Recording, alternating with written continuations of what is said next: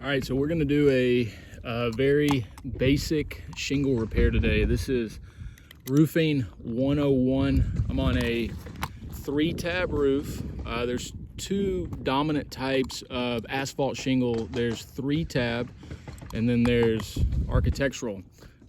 This is an older style 3-tab roof. You can see we've got a tab right there, and each shingle has 3 of these tabs. Now, these are prone to wind damage. Anything above 60, 70 mile an hour wind, just a simple wind gust can rip these shingles right off your roof.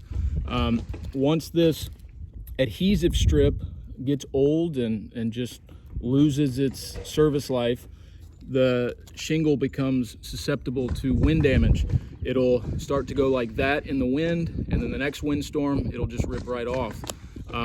In fact, if you find yourself outside during a windstorm, for whatever reason, and you look at a 3-tab roof, especially if it's good gusty wind, you can just see these things just talking on the roof.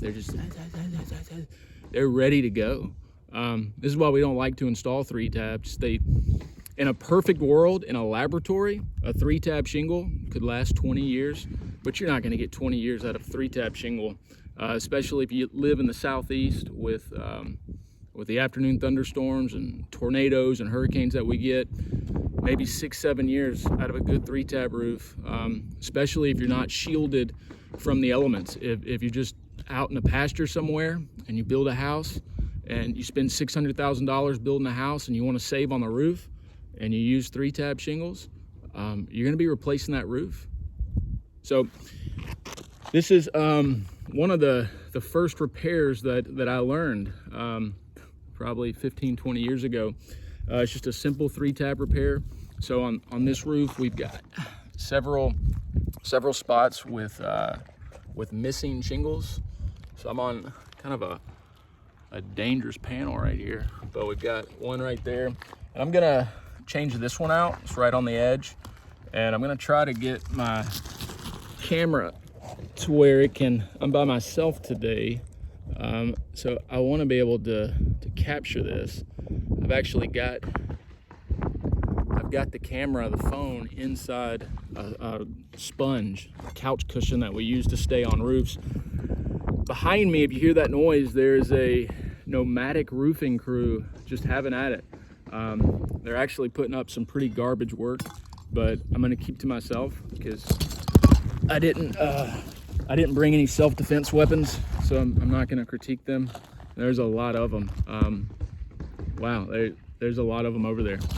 Anyway, so when you're changing out a 3-tab shingle, the 3 things that you need, the absolute essentials are a utility knife with a hook blade. Check that out. It's got a hook blade. You can get a utility knife with a straight blade, but that doesn't cut the shingle really well. So a hook blade, a good long handle crowbar. This one's been with me for a long time. Hasn't failed me yet, and it's gonna do its job again today. There's several types of crowbars. I like the long handle crowbar. It allows you to really get underneath the shingle. That's important so you don't break the shingle above the shingle that you're trying to replace. And then just a hammer. I actually just bought this hammer today at Home Depot. It's $30. I still got my old hammer, but just felt like I could use an upgrade. So I'm gonna try this one out. It's got a nice little leather handle there. It feels good on your calloused hands. It is a 20 ounce, so it just feels good driving the nails in. Last thing you're gonna need is fasteners. So this is an 1.25 inch roof nail right there, 1.25 inch.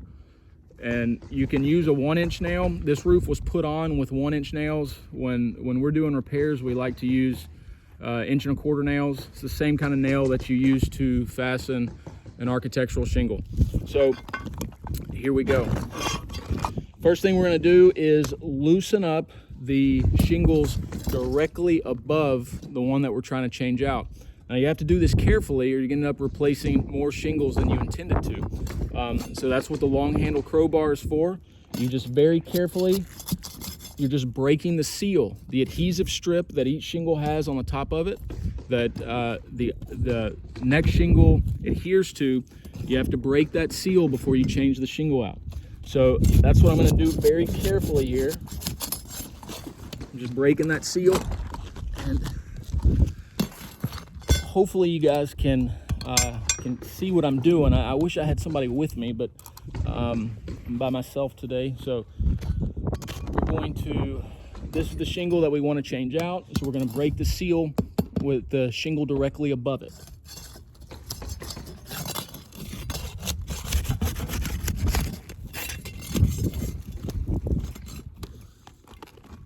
Okay, after you break that seal, you want to remove the nails from the shingle directly above the shingle that you're trying to replace. And you have to do this very carefully, or you'll end up tearing the shingle that you're not trying to replace. So just very carefully, you're just getting in there, feel that nail with the crowbar, you get it out. You can usually take it out with your hand. Put it in your pocket. Don't throw it on the ground, because there's kids that like to play in backyards, and they like to play in the yards barefoot. And you don't want that on you. I'm having a hard time. The sponge that I normally sit on is holding the phone. So let's see.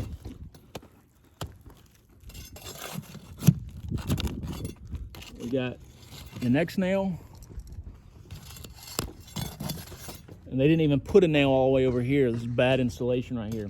Now that you've removed the nails from the shingle directly above the one that you're trying to change out, so you broke the seal, you broke the adhesive seal, and then you remove the nails from that shingle directly above, now you can begin to work on the shingle that you're actually trying to replace. So now I'm going to remove, you don't have to be as careful with this one because you're going to be replacing the shingle. So now I'm just going to remove the nails from the shingle that I'm trying to replace. Look, they just pieced that shingle in there.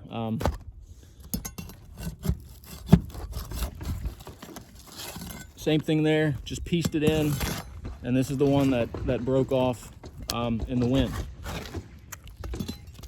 So we've got those nails out.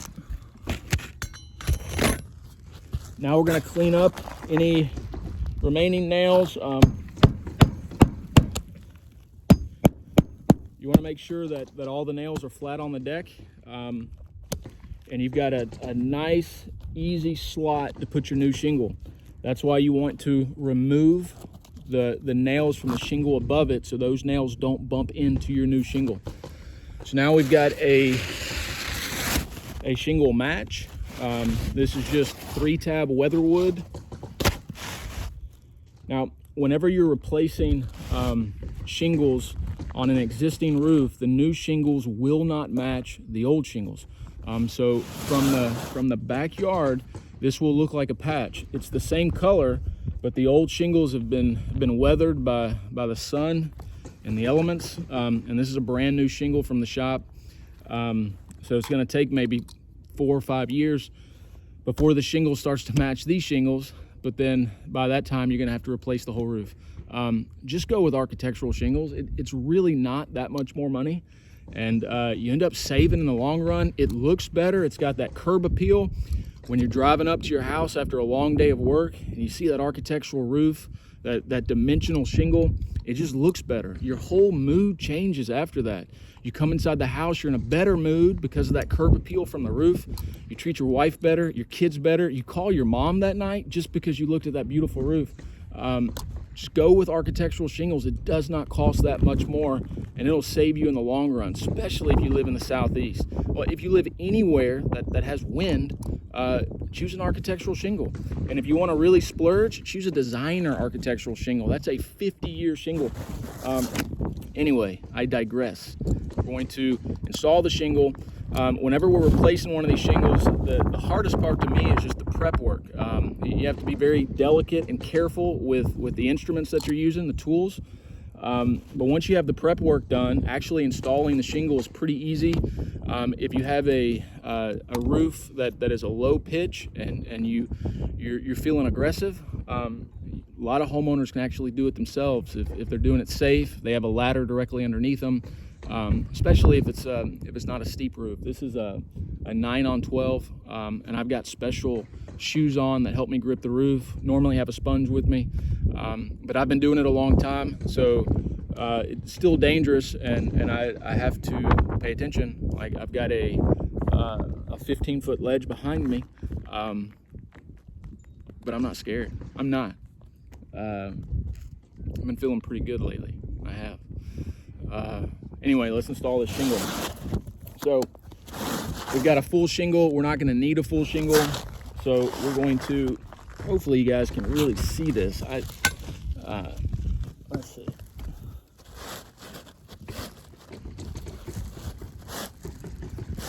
We just slide our shingle. It fits very easy in there because we let's see if we can, yeah, I think you can see that. It fits easy in the slot because we've done our prep work.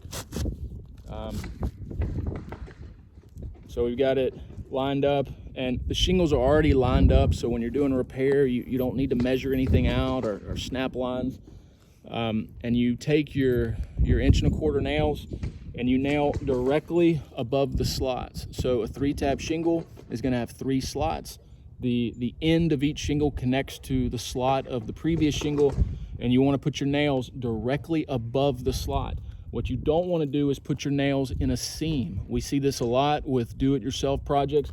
If you put a nail directly in the seam, this nail head is just made to hold the shingle. It's not waterproof. It will cause a leak in your house. You see on a 3-tab roof, in between the slots, you see the back side of the shingle that you fastened, and if you have a fastener right in that slot, you will get a leak. We've seen new replacements before where there were nails in a lot of slots, and there was 40-50 micro leaks inside the attic area, and that is a nightmare repair scenario for the homeowner. It's actually pretty expensive to correct that as far as repairs go. So nail placement, very important. Don't get sloppy with that. And if you're having work done, make sure that the high school dropout that's doing the work for you, make sure that nothing against high school dropouts.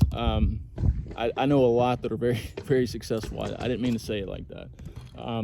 But that person that just doesn't seem to care that they're working on your house, make sure that they know about nail placement. They're probably not going to get offended if you remind them. But anyway, so we're just going to, very easy, just boom. Since we're doing a repair, I'm going to go ahead and nail the shingle next to it, just to increase the wind uplift protection.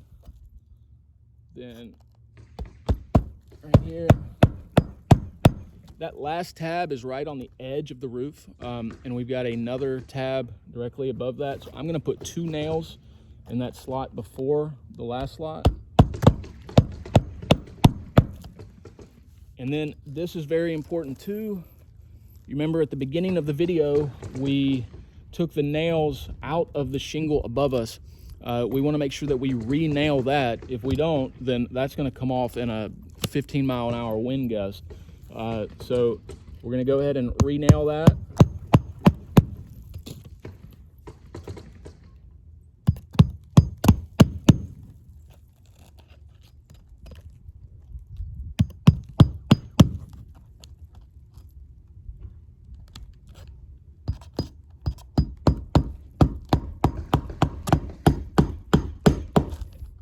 Going to put 2 here.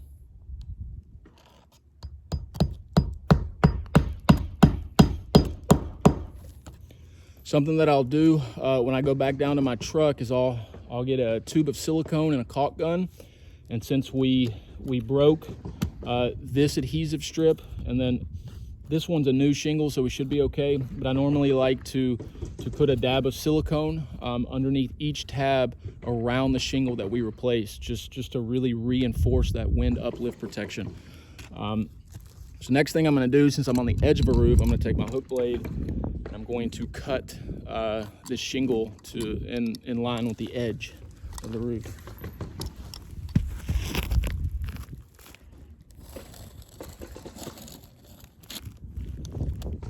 we go.